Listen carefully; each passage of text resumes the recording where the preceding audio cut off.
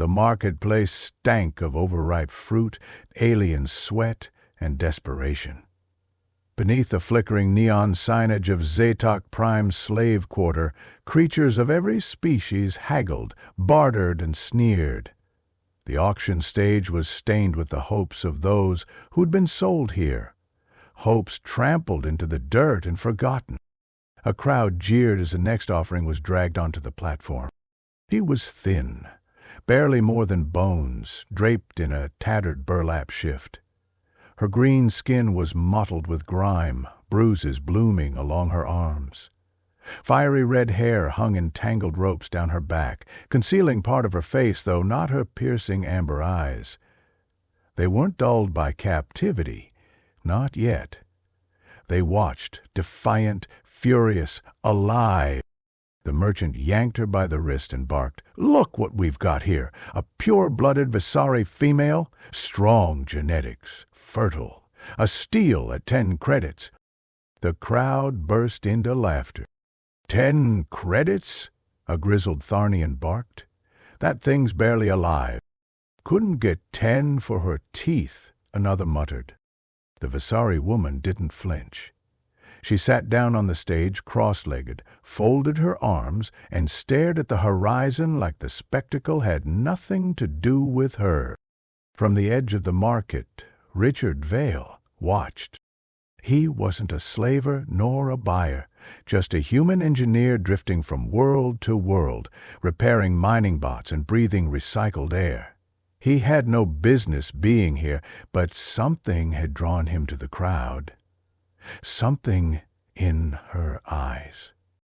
"10 credits," Richard repeated under his breath. It was insulting, but it was also something else. Possible. He stepped forward. The merchant blinked. "You bidding, human?" Richard pulled 10 battered credits from his coat and placed them on the merchant's palm. "Yeah, I am." Laughter turned to stunned silence. "She's yours," the merchant said with a shrug, already turning to the next item. Richard knelt in front of her, unsure what to say. You've got a name?" Her eyes narrowed. "You expect me to thank you for buying me?" "No," Richard replied quietly. "I don't expect anything." A pause. She stared at him like she was trying to understand a joke that wasn't funny. "Go make her." "Call." He offered her his jacket. She didn't take it, but she didn't slap it away either. Richard didn't take her to a cell, didn't chain her. He brought her to the ramshackle room he rented above a junk dealer's shop. It was cramped but warm. He set a bowl of synth soup in front of her, watched her sniff it suspiciously, then eat in fierce, rapid bites. He waited until she was finished before asking, "What happened to you?" Hale wiped her mouth on her sleeve. "War. My people fought. We lost. I was taken." "By pirates?" "By those who sell to pirates." He didn't press her. Not yet. Over the next few days he fixed drones while she sat on the roof, watching the stars. The first time she spoke voluntarily, it was while holding one of his tools. "This is broken." He looked over. She was holding a servo wrench, bent from overuse. "Yeah, meant to replace it last month." Without asking, she grabbed a spare rod, stripped the damaged part, and re-welded the arm. Her hands moved quickly. "Precisely." "You're an engineer." "Used to be," Cale said, setting the tool down. "Where?" "Asteroid mines. I maintained gravity spires." He whistled. "Those things are tough. Not many can calibrate Visari gravtech." She didn't respond, but a flicker of pride passed her face. They fell into a rhythm. He worked in the day, fixing loaders and welders. She followed, silently observing, occasionally correcting him. At night they shared stories. Cautiously at first, then with more trust. Richard learned of her home world, of the blue sand dunes and the bioluminescent lakes. She listened to his tales of Earth, of oceans and jazz and caramel popcorn. One night she asked, "Why did you buy me?" He looked up from his datapad. "Because you look like you didn't belong there." "That's not a reason." "Hey." "It was to me." Cale stared at him for a long time. "Most people just see a price tag." Richard shrugged. "I saw someone still fighting." The shopkeeper eventually took notice. "That Vasari girl," he sneered one morning.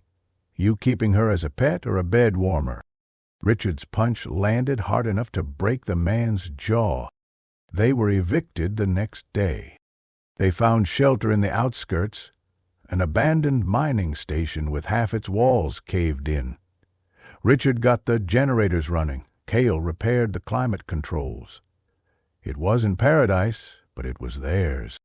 One evening, Cale stood by the viewport, wrapped in a borrowed blanket. "I've been sold 3 times," she said quietly. "Each time I was told I was worthless, that my kind deserved chains. You're the first person who didn't ask for something in return. I didn't do much. You gave me back my name." Richard looked at her. "You were never broken, Cale." She turned to him. "Maybe not, but I didn't know that until you reminded me." Word spread. Other Vasari, those hiding, those wounded, came to them. Cale taught them how to repair machines. Richard showed them how to reroute energy from sun lamps to grow food. Their shelter became a sanctuary. Then the slavers returned. Bounty had been placed on Cale. Her last owner wanted her back. They came with pulse rifles and shock whips, expecting an easy retrieval. They got resistance.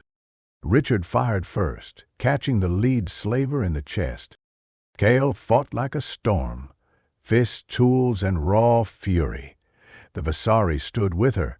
The battle was quick and brutal. The slavers fled, humiliated. Afterward, Richard sat bleeding on the floor, laughing. "You're insane," Cale told him. "I just didn't want to lose my friend."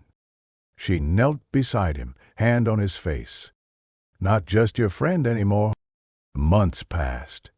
Their shelter became a community. Refugees came from every corner of the quadrant. Cale became a leader, not because she asked to be, but because she inspired others. And Richard, he stayed by her side, always building, always fixing. One night, under the stars, Cale took his hand. "I was worth 10 credits, she whispered. "That's what the market said." Richard smiled. "They were wrong." She leaned into him. "You gave me true worth."